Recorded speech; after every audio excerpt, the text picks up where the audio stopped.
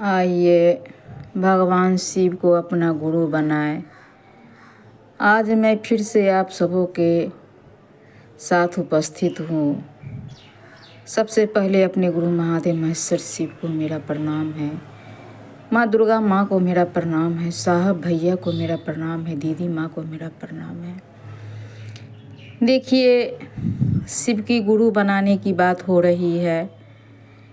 शिव को गुरु बना लिए हैं। साहब भैया ने शिव को गुरु बनाने के बाद 3 सूत्र दिए और 3 ही सूत्र से हम सब जानेंगे, समझेंगे, परखेंगे कि महादेव गुरु है या नहीं है, क्या करते हैं, नहीं करते हैं।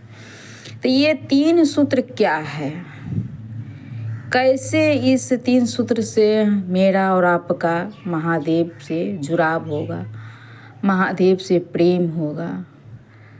तब मैं आज पहला सूत्र जो है अपने गुरु महादेव से दया मांगना, उस पर मैं कुछ कहना चाहती हूँ। आप लोग सुनिएगा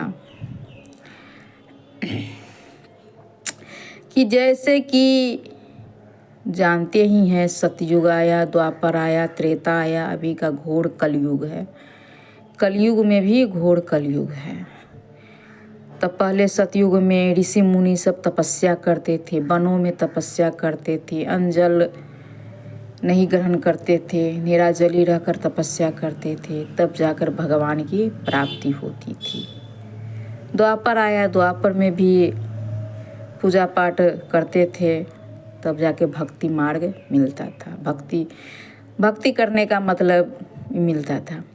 अभी घोर कलयुग है। घोर कलयुग ऐसा कलयुग है, कलयुग तक कलयुग है ये है।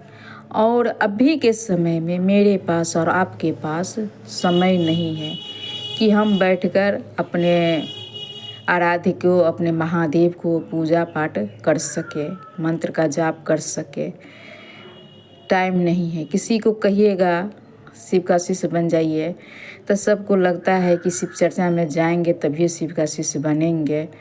तब कह देंगे कि मेरे पास फुर्सत नहीं है, मेरे पास टाइम नहीं है। तो देखिए, पहला सूत्र जो है दया मांगना, अपने गुरु महेश्वर शिव से दया मांगना जो है, हम लोगों के लिए साहब भैया ने भक्ति मार्ग दिए हैं। माने भक्ति, दया मांगना भक्ति हो जाता है।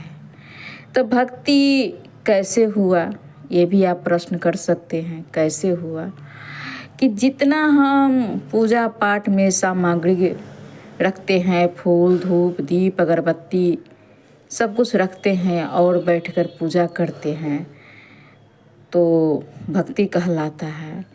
लेकिन साहब भैया ने इस घोर कलयुग में दिए कि भक्ति करने के लिए दया मांगना, कि हर पल हर क्षण अपने गुरु महादेव से दया मांगेंगे तो मेरा भक्ति बन जाएगा, भक्ति हो जाएगा। पूजा पाठ का जितना सामग्री लेकर करते हैं वो सब दया मांगने में आ जाएगा। तो कितना सुंदर विधा दिए साहब भैया कि चलते बुलते, खाते पीते, काम धंधा करते उड़ते अपने गुरु महादेव से दया मांगते रहेंगे और भक्ति मेरा हो जाएगा। तो भक्ति होगा तो इससे दया मांगने से होता क्या है?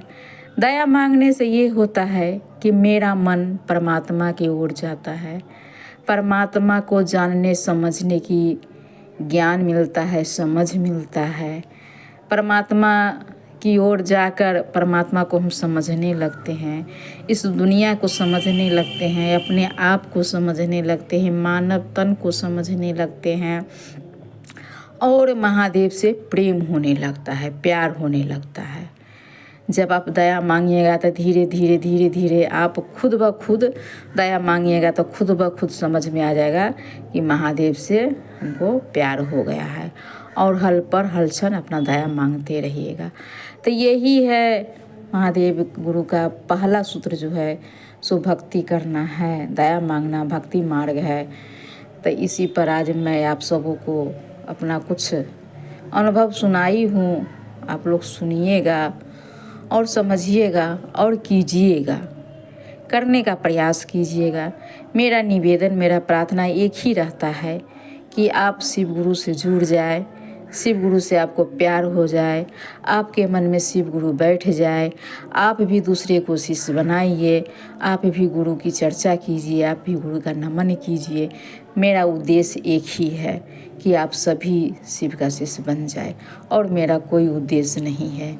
मैं इसी उद्देश्य से आप सबों को बताना चाहती हूँ, समझाना चाहती हूँ कि आप लोग भी शिव का शिष्य बन जाए और दया मांगिए, पाला सूत्र कीजिए। और आज मैं इसी विषय को लेकर प्रणाम करती हूँ, आप सबों को चरणों में मैं प्रणाम करती हूँ। फिर से मैं उपस्थित हूँ दूसरा विषय लेकर आप सबों को बताऊंगी। तो इतना कहकर मैं इस चर्चा को अपने साहब दीदी के चरण में, महादेव गुरु के चरण में रखते हुए आप सबों को फिर से मेरा प्रणाम हो।